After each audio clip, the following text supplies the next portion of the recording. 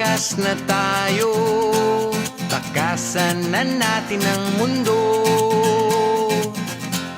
Magtago papalayo sa mas tahimik at payapang mundo.